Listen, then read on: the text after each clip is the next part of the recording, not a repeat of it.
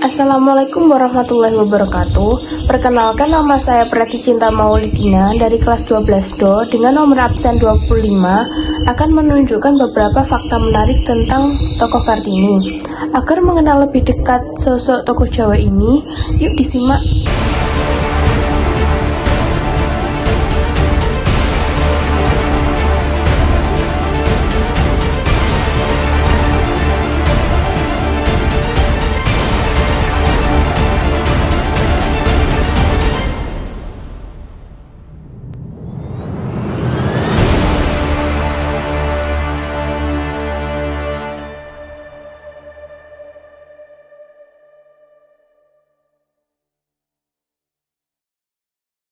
Pada masa kolonial Belanda, saat itu masih merupakan wilayah yang kental dengan pengaruh budaya patriarki dan tradisi yang membatasi perempuan.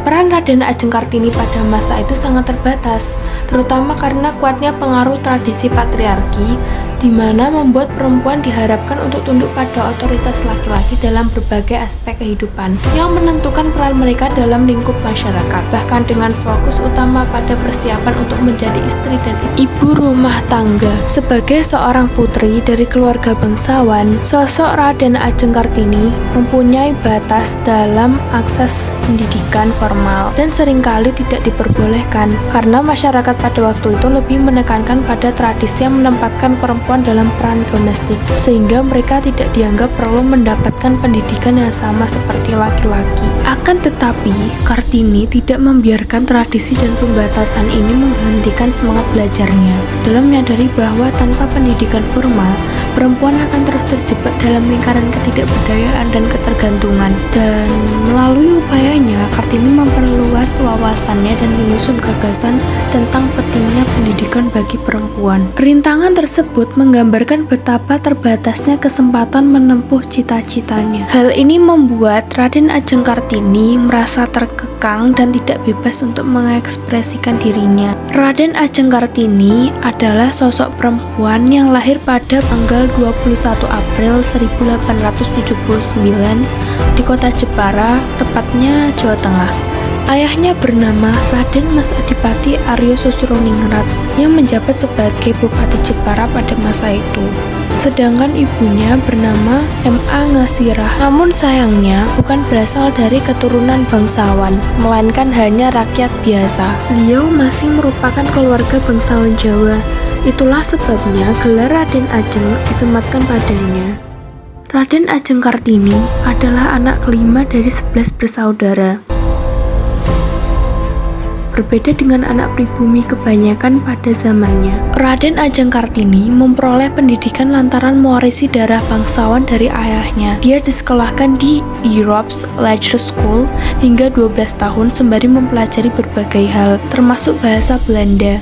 Sayangnya di masa itu ada kebiasaan yang turun-temurun dilakukan, yaitu anak perempuan yang sudah berusia 12 tahun harus tinggal di rumah untuk dipingit. Dalam keadaan dipingit, keterbatasan mengenyam pendidikan memotivasi Kartini memajukan kaum perempuan Indonesia walaupun sendirian yang dilaluinya selama 4 tahun penuh dengan tetap rajin belajar di rumah. Kemampuan bahasa Belanda yang dimilikinya digunakan untuk membaca buku, majalah dan koran, bahkan menulis surat kepada salah satu teman melalui korespondensi yang berasal dari Belanda bernama Rosa Bendana. Dari komunikasinya timbullah ketertarikan untuk berpikir maju seperti perempuan Eropa. Sedangkan perempuan pribumi di Indonesia masih terjajah dan terpinggirkan. Kondisi ini memicu rasa kepedulian dan keinginannya untuk mengubah status quo tersebut dan bertekad untuk memperjuangkan hak-hak perempuan, terutama dalam mengembangkan diri secara intelektual. Surat-surat inilah yang kemudian menjadi cikal bakal buku Habis Gelap Terbitlah Terang yang mengabadikan pemikiran dan perjuangannya. Selain terkenal melalui surat-suratnya, Kartini juga menunjukkan bakat dalam menciptakan karya tulis. Sejak usia muda, pada usia 16 tahun, salah satu tulisan yang berjudul Upacara Perkawinan Suku Koja berhasil mencuri perhatian khalayak yang diterbitkan di The Holland Slang, sebuah majalah Belanda yang cukup terkenal pada masanya. Dalam tulisan-tulisan ini, Kartini Kartini mengungkapkan pandangannya tentang pentingnya pendidikan dan kebebasan bagi perempuan, serta kritiknya terhadap norma-norma sosial yang mengekang. Tulisan-tulisan ini tidak hanya menarik perhatian orang-orang di Belanda, tetapi juga membantu membangun kesadaran tentang perlunya perubahan dalam masyarakat pribumi Indonesia, yang menjadi langkah awal dalam perjuangannya untuk menyetarakan hak pendidikan bagi kaum perempuan. Pada 12 November 1903, Raden Ajeng Kartini menikah dengan KRM Adipati Aryo Singgih Jojo Adiningrat, Bupati Rembang. Sesuai dengan adat Jawa yang masih melekat, gelar bangsawan kemudian diganti menjadi Raden Ayu setelah menikah. Pernikahan ini ternyata tidak menghalangi Kartini untuk melanjutkan perjuangannya.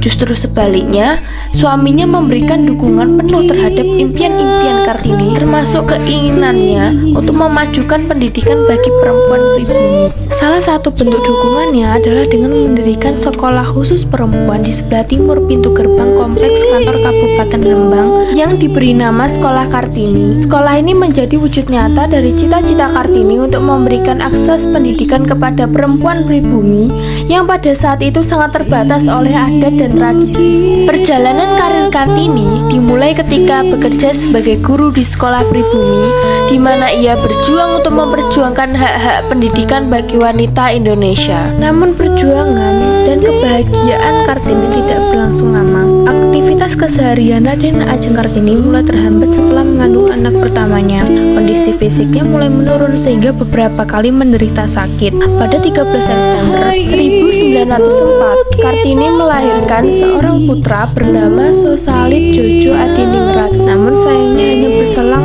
4 hari setelah melahirkan. Pada 17 September 1904, Kartini meninggal dunia pada usia yang relatif muda, yaitu 25 tahun, dan dimakamkan di Desa Bulu, Kecamatan Bulu, Lembang. Kematian Kartini yang begitu mendadak ini menjadi pukulan berat bagi banyak orang, terutama karena dia telah menjadi simbol harapan bagi perempuan Indonesia. Dengan mengambil inspirasi dari semangat juang Kartini, pendidikan memainkan peran yang sangat penting dalam membentuk karakter dan kepemimpinan seseorang. Melalui pendidikan, seseorang dapat mengembangkan dedikasi, komitmen, inovasi, dan strategi yang diperlukan untuk menjadi pemimpin yang berpengaruh. Dalam era informasi yang begitu cepat dan luas seperti sekarang, kita harus mampu memilah informasi yang benar dan tepat dari informasi yang salah dan menyesatkan. Hal ini penting karena informasi yang salah dapat mempengaruhi pandangan dan sikap kita terhadap suatu hal. Masih ada banyak permasalahan terkait gender yang perlu diselesaikan, seperti kesenjangan upah, kekerasan terhadap perempuan, dan keterbatasan akses perempuan terhadap pendidikan dan pekerjaan. Kartini memberikan banyak pelajaran berharga yang dapat diimplementasikan ke dalam kehidupan sehari-hari, yang dapat dipahami bahwa perubahan besar dimulai dari tindakan kecil dan keberanian melawan ketidakadilan. Untuk itu, penting bagi generasi sekarang dan masa depan dapat belajar dari keteguhan Kartini dalam memperjuangkan kesetaraan dan hak-hak perempuan. Dengan menjadikan pendidikan sebagai prioritas utama dan memanfaatkan teknologi yang ada, digunakan untuk sarana menyuarakan pendapat dan menyebarkan pengaruh positif tentang isu-isu sosial, sehingga membantu menjangkau lebih banyak orang dan membuat mereka lebih sadar akan pentingnya isu tersebut, sehingga menciptakan visi dunia yang lebih indah di mana keadilan, empati, dan kesetaraan menjadi nilai-nilai utama yang dihargai oleh semua orang. Mungkin cukup sekian dari saya. Saya berharap penyampaian yang saya berikan dapat bermanfaat untuk audiens.